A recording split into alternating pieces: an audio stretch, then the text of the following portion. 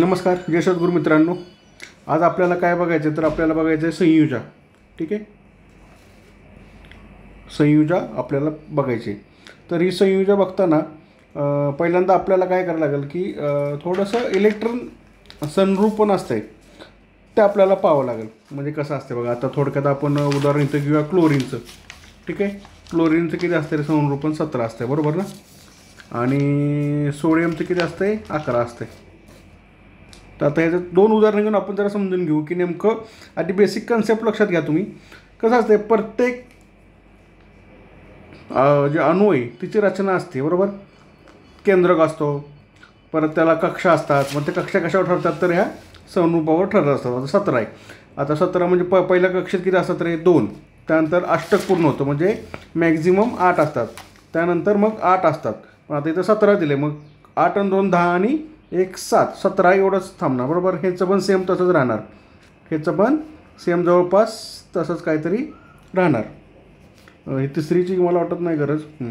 आता ह्याचा 11 म्हणल्यावर काय असणार, पहिल्या कक्षेत 2 कंपल्सरी, नंतर अष्टक पूर्ण करायला घेणार 8, मग 8 आणि 2 10, मग झाले किती 1. म्हणजे हे असणार आहे हे सोडियमचं झालं, हे क्लोरीनचं झालं. ठीक आहे, आता ह्याच्यामध्ये गंमत काय होती बघा. ह्या पहिल्या कक्षेत किती आहेत 2, दुसऱ्या कक्षेत किती आहेत 1 2 3 4 5 6 7 8. आता तिसरी कक्षा आहे 7. समजा 1 2 3 4 5 6 7. आता इथं पण सेम तसं 1 2 8 1 2 3 4 5 6 7 8. आणि तिसऱ्या कक्षेत किती आहेत तर 1 बरोबर आहे. आता हा जो अणू आहे ना, हा अणू आहे ना स्वतःला बॅलन्स करायचा प्रयत्न करणार. म्हणजे तो बॅलन्स झालाच तर तो अणू म्हणून त्याला मान्यता प्राप्त होते. मग आता हे बॅलन्स करण्यासाठी काय करणार तो, आपल्या सर्व कक्षा ह्या प्रपोर्शनेट आणणार तो बरोबर आहे ना. म्हणजे 2 + 8, मग 8चेच पुढं +8 +8 +8, म्हणजे हे अष्टकं पूर्ण करत जाणार. +8 +8 काय असेल ते त्याची तो अष्टकं पूर्ण करत जाणार बरोबर. मग हे अष्टकं पूर्ण करण्याची जी क्रिया आहे ती क्रिया करताना त्याला काही इलेक्ट्रॉन घ्यावे लागतील.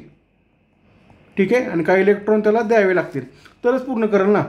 आता ही पहिली केस बघा, पहिल्या केसमध्ये काय आहे 2 8 7 म्हणजे 7 बरोबर आहे ना. मग इथं 7 आहे, 2 8 1 म्हणजे 1.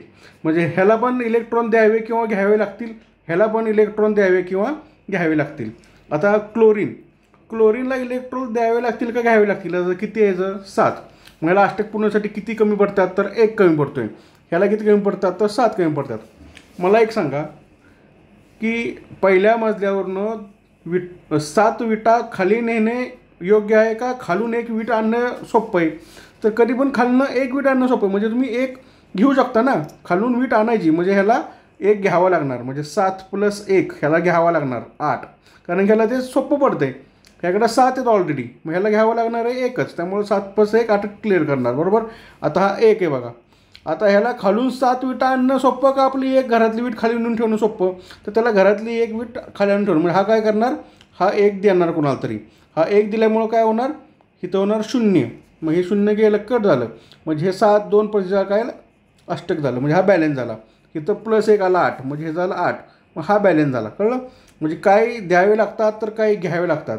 तर किती द्यावे आणि किती घ्यावे म्हणजे ह्याचा जो आकडा आहे तो आकडा म्हणजे काय संयुजा थोडक्यात समजून घ्या.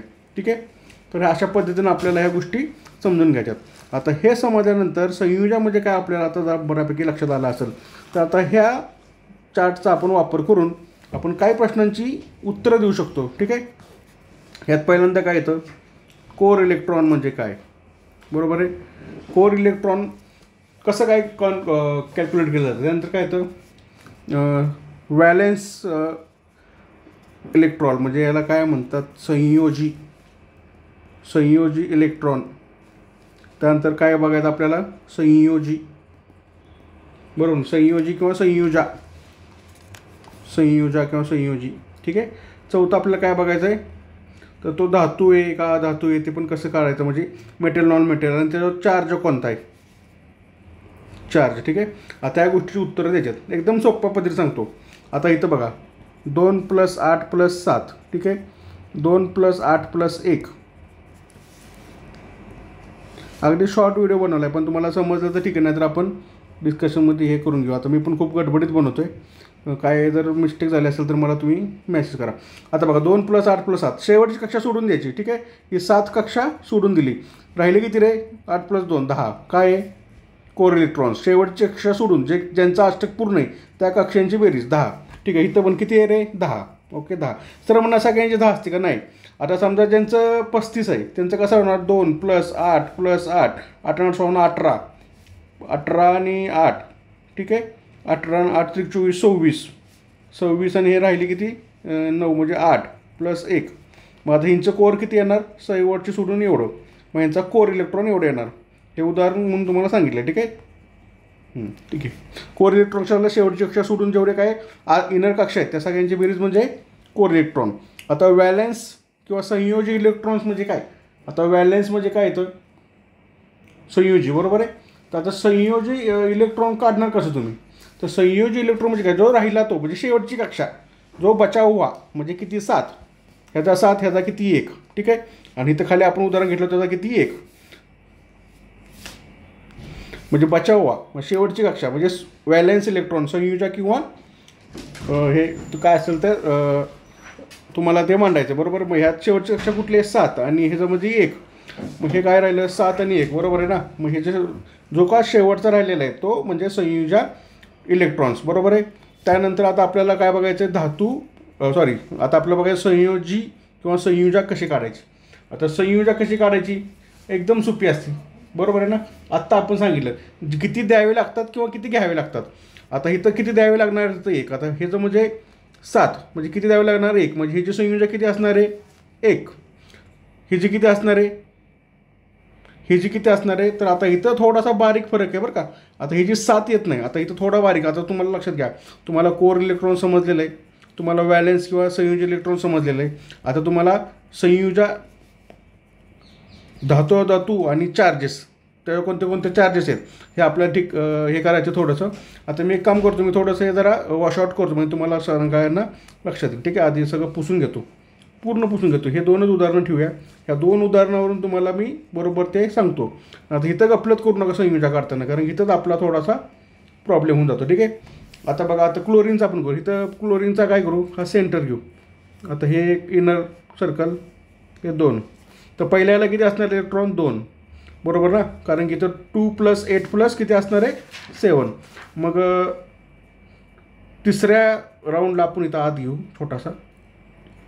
किती असणार? 1 2 3 4 5 6 7. 1 2 3 4 5 6 7.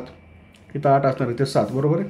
येण्याचं पण तसंच 1ला 1 2, हे 1 2 3 4 5 6 7 8 आणि बाहेरच्याला 1. ठीक आहे, 2 + 8 + 1. आता इथं समजून घ्या संयोजा कशी काढायची. मगाशी सांगितल्याप्रमाणे किती द्यावे किंवा किती घ्यावे लागतात ह्याला संयोजा म्हणतात. ठीक आहे, ह्याला किती लागणार आहे? 7 + 1 म्हणजे ह्याचं किती? 7 - 8 वजा किती? 1. म्हणजे ह्याची संयोजा किती? 8. समजा इथं 6 असतं तर 6 - 8 किती संयोजा?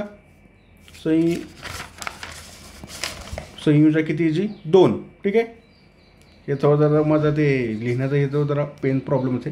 7 - 8 1 संयोजा. ही जी 6 - 8 ही जी किती झाली? 2 संयोजा. जर समजा इथं 5 असतं तर 5 - 8 किती झाली संयोजा? 3, बरोबर आहे ना. ही संयोजा झाल्या ना ह्याच्या. आणि जर इथं 8 असतं तर मग काय संयोजा किती? 8 असतं तर 8 असतं तर संयोजा काढायची गरजच नाही ना, कारण की तो बॅलन्स झालेला आहे, अष्टक पूर्ण झालेलं आहे. त्यामुळं 8चा विषय इथं येत नाही. हा जरा बाजूला ठेवू. कसं झालं? म्हणजे या संयोजा ह्याच्या झाल्या. इथं 7 असतं तर 7 - 8 1. इथं 6 - 8 2. 5 - 8 3. म्हणजे ह्या तू वजा करा. आता इकडं बघा, इथं काय गंमत आहे? आता ह्याला 1 आहे, ह्याला किती लागणार आहेत? 7, बरोबर आहे. इथं 2 असतं तर 6 आणि इथं 3 असतं तर 5, बरोबर ना. मग ही संयोजा झाल्या का ह्याच्या? तर नाही, बरोबर ना, कारण की संयोजा म्हणजे ह्यांनी इकडं घेतलं आहे म्हणून ह्या संयोजा आहेत आणि इकडं हात द्यावा लागणार, हात जाणार ना. मग ह्यांच्या संयोजा काय असणार आहेत? 1 2 3च असणार. ह्या संयोजा ह्याच असणार आहेत, बरोबर ना. ह्या किंवा 8 4 पण येते याच्यामध्ये. तर ह्याच्या संयुजा काय असणार आहेत, ह्याच असणार आहे. म्हणजे जर शेवटच्या कक्षेमध्ये 1 ते 4 असेल तर तिची संयुजा 1 2 3 किंवा 4 पैकी म्हणजे जेवढा काय अंक आहे शेवटच्या कक्षेत तोच तिची संयुजा असणार आहे. मग इथं 1 असेल तर हिची संयुजा 1च, 2 असेल तर संयुजा 2, 3 असेल तर संयुजा 3, 4 असेल तर संयुजा 4. मात्र 5च्या पुढं गेलं तर तो -8मधनं मग 3, मग 6मधनं 2, मग 7मधून गेला 1. अशा प्रकारे जी काय येणार आहे, संयुजा येणार आहे. लक्षात आलं तुम्हाला? जर 1 ते 4 या शेवटच्या कक्षेतील अंक 1 ते 4 असेल, 1 ते 4च्या दरम्यान असेल तर तोच अंक त्याची संयुजा. मग इथं 2 + 8 + 1 आहे आणि हा एक आकडा 1 ते 4च्या रेंजमधला आहे शेवटच्या कक्षेतला, मग ती संयुजा काय असणार आहे, 1च. अशा पद्धतीने ह्या गोष्टी आपल्याला होत असतात. तर अशा पद्धतीनेही आपल्याला संयुजा काढता येते. हा व्हिडिओ पुन्हा एकदा बघा, नसेल समजला 2-3 वेळा बघा, तुमच्या लक्षात येईल. ठीक आहे. आता हे संयुजा झाल्यानंतर मग आता ह्याचं आपल्याला मगाचा पॉईंट होता की धातू अधातू कसं ओळखायचं किंवा ह्याच्यावरून आपल्याला ओळखता येतं का, तर ओळखता येतं. धातू अधातू. आता धातू म्हणजे काय, हे लक्षात, ज्याची संयुजा, बरोबर, ज्याची संयुजा किंवा ज्याच्या संयुजा इलेक्ट्रॉन समजा, म्हणजे शेवटच्या कक्षेतील आपण मगाशी बघितल्याप्रमाणे संयुजा इलेक्ट्रॉन्स काय असते, तर शेवटच्या कक्षेतील व्हॅल्यू ही संयुजा इलेक्ट्रॉन असते. मग ज्याचं संयुजा इलेक्ट्रॉन म्हणजे ज्याच्या शेवटच्या कक्षामध्ये 1 2 3 असे इलेक्ट्रॉन असतात तो काय असतो, धातू असतो. आणि त्यानंतर 5 6 7 असे असतील तो काय असतो, अधातू असतो. बरोबर. मी काय म्हणतो लक्षात द्या, आपण काय बघितलं होतं, कोर इलेक्ट्रॉन हे 2 आतले, बरोबर ना, आणि संयोजी इलेक्ट्रॉन फक्त बाहेरच्या कक्षेतील. त्या बाहेरच्या कक्षेतील जे काही इलेक्ट्रॉन असतील तर 1 2 3 असतील तर ते धातू आहेत आणि 5 6 7 असतील तर तो अधातू आहे. ठीक आहे. आता क्लोरीन आणि सोडियममध्ये तुम्ही टॅली करून बघा ते काय आहे. ठीक आहे. आणि आता मग तुम्ही राहिला यातला चौथा आकडा म्हणजे 4 असेल तर काय, तर 4 असेल तर तो काय असतो, धातू सदृश्य. तो काय असतो, धातू सदृश्य. ठीक आहे. हे झालं आपलं कशाचं, मेटल नॉन मेटल. आणि ह्याचा चार्ज असतो, तो चार्ज खूप डिटेलमध्ये जायची गरज नाही, तो आपण कधीतरी नंतर लक्षात घेऊया. तर अशा पद्धतीने टोटल संयुज आहे. एकदा दोनदा व्हिडिओ बघा आणि काय समजलं नसेल किंवा माझं पण काय गडबडीत म्हणजे आता काही मिसमॅच झाला असेल तर मला तेवढं कळवा. ठीक आहे. जय सद्गुरू.